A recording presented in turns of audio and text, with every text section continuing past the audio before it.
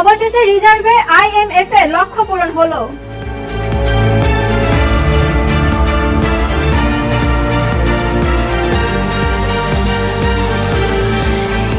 রংপুরে নাহিদ ইসলামের নেতৃত্বে এনসিপির বিশাল পদযাত্রা।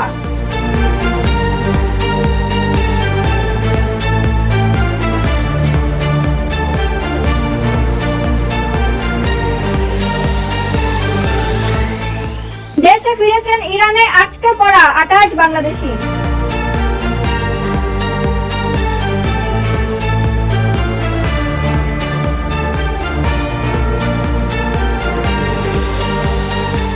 ব্রহ্মপুত্রে নৌকাডুবি, আরো 2 শিশুর মরদেহ উদ্ধার।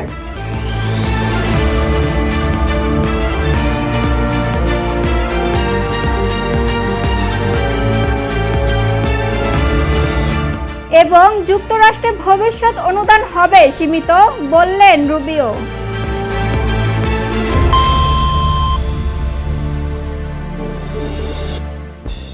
দর্শক, স্বাগত জানাচ্ছি নিউজ 21 বাংলা টেলিভিশনের শীর্ষ সংবাদে এবং সাথে রয়েছে আমি সেজুতি দাস।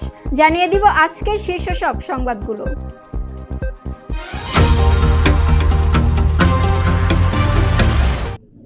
আন্তর্জাতিক মুদ্রা তহবিলের সঙ্গে চলমান 470 কোটি ডলারের ঋণ কর্মসূচি থেকে 2 কিস্তির অর্থ 134 কোটি ডলার পেয়েছে বাংলাদেশ।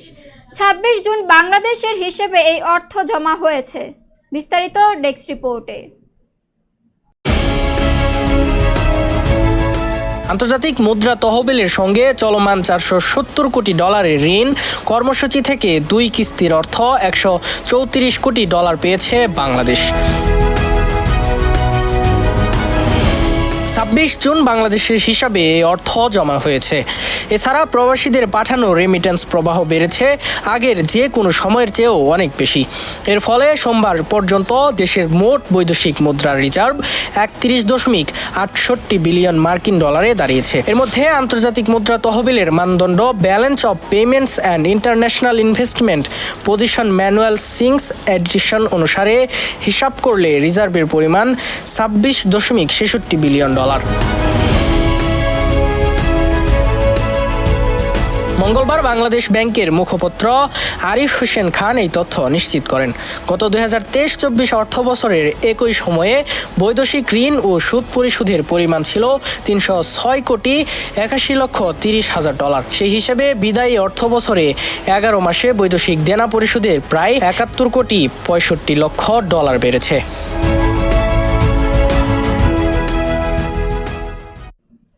জাতীয় ছাত্র জনতার প্ল্যাটফর্ম এনসিপির আহ্বায়ক নাহিদ ইসলামের নেতৃত্বে রংপুর নগরীতে এক বিশাল পদযাত্রা অনুষ্ঠিত হয়েছে।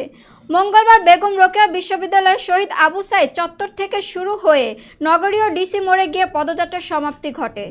বিস্তারিত ডেস্ক রিপোর্টে। জাতীয় ছাত্র জনতার প্ল্যাটফর্ম এনসিপির আহ্বায়ক নাহিদ ইসলামের নেতৃত্বে রংপুর নগরীতে এক বিশাল পদযাত্রা অনুষ্ঠিত হয়েছে। মঙ্গলবার 1 জুলাই সন্ধ্যা 6:30টায় বেগম রোকেয়া বিশ্ববিদ্যালয়ের শহীদ আবু সাইদ চত্বর থেকে শুরু হয়ে নগরীর ডিসি মোড়ে গিয়ে পদযাত্রার সমাপ্তি ঘটে।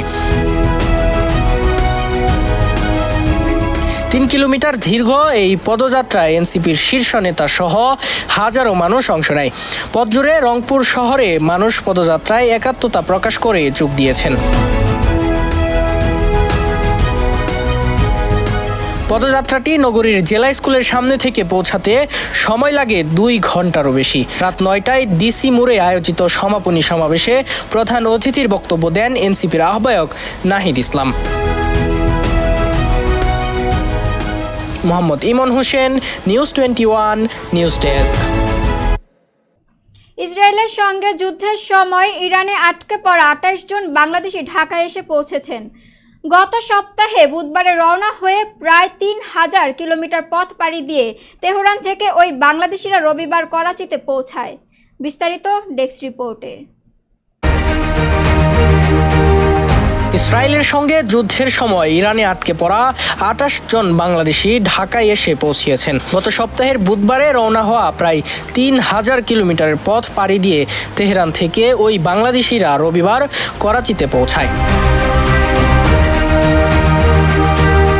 সেখান থেকে সোমবার রাতে তারা দুবাইয়ে হয়ে মঙ্গলবার 1 জুলাই সকালে ঢাকার হযরত শাহজালাল আন্তর্জাতিক বিমানবন্দরে পৌঁছেছে বলে জানিয়েছে একাধিক সূত্র। একটি কূটনৈতিক সূত্র জানায় সবাই সুস্থ অবস্থায় রয়েছে।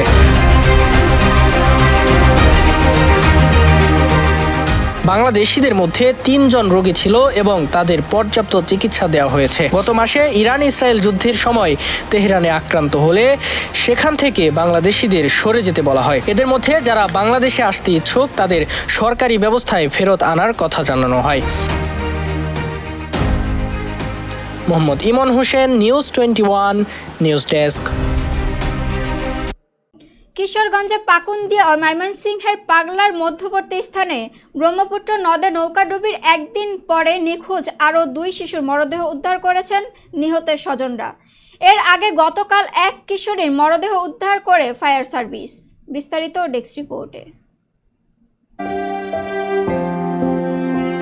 কিশোরগঞ্জের পাকুন্দিয়া ও ময়মনসিংহের পাগলার মধ্যবর্তী স্থানে ব্রহ্মপুত্র নদে নৌকাডুবির একদিন পর নিখোঁজ আরও 2 শিশুর মরদেহ উদ্ধার করেছে নিহতের স্বজনরা। এর আগে গতকাল মঙ্গলবার এক কিশোরীর মরদেহ উদ্ধার করে ফায়ার সার্ভিস। বুধবার সকাল 7টার দিকে পাগলা থানার টাংবাগ ইউনিয়নের বাসিয়া এলাকার ব্রহ্মপুত্র নদ থেকে তাদের মরদেহ দুটি উদ্ধার করা হয়।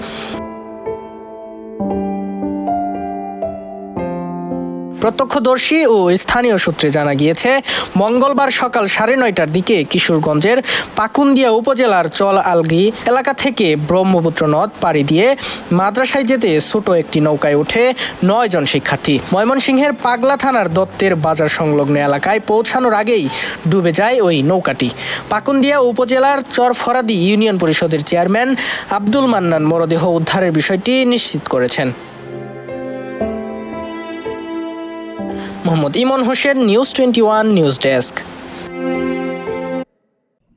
যুক্তরাষ্ট্রের বৈদেশিক সহায়তা সংস্থা USAIDর ভবিষ্যৎ অনুদান সুনির্দিষ্ট ও সীমিত হবে বলে মন্তব্য করেছেন মার্কিন পররাষ্ট্রমন্ত্রী মার্কো রুবিও।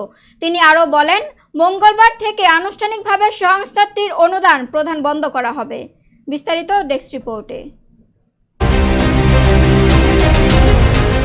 যুক্তরাষ্ট্রের বৈদেশিক সহায়তা সংস্থা USDA এর ভবিষ্যৎ অনুদান সুনির্দিষ্ট ও সীমিত হবে বলে মন্তব্য করেছে মার্কিন পররাষ্ট্রমন্ত্রী মার্কো রুবিও। তিনি আরও বলেন, মঙ্গলবার 1 জুলাই থেকে আনুষ্ঠানিকভাবে সংস্থাটির অনুদান প্রদান বন্ধ করা হবে।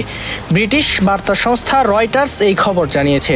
তিনি বলেছেন, যেসব দেশ নিজেদেরকেই সহায়তা করার সদিচ্ছা ও সক্ষমতা দেখিয়েছে, আমরা তাদের পাশে থাকব। আমরা সেসব খাতেই বরাদ্দ দেব যা তাদের নিজেদের কার্যক্রমকে ত্বরান্বিত করবে।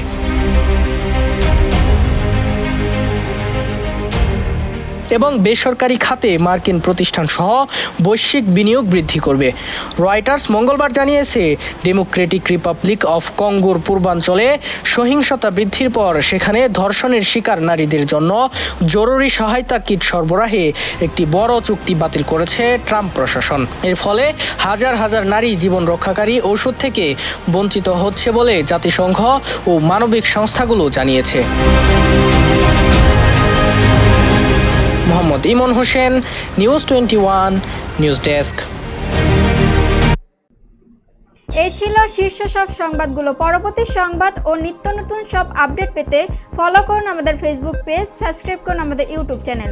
সর্বশেষ সংবাদ পেতে ভিজিট করুন ওয়েবসাইট www.news21bangla.tv-তে। দিনের সর্বশেষ আপডেট পেতে চোখ রাখুন নিউজ 21 বাংলা টেলিভিশনের পর্দায়। এতক্ষণ আমাদের সাথে থাকার জন্য অসংখ্য ধন্যবাদ। আসসালামু আলাইকুম।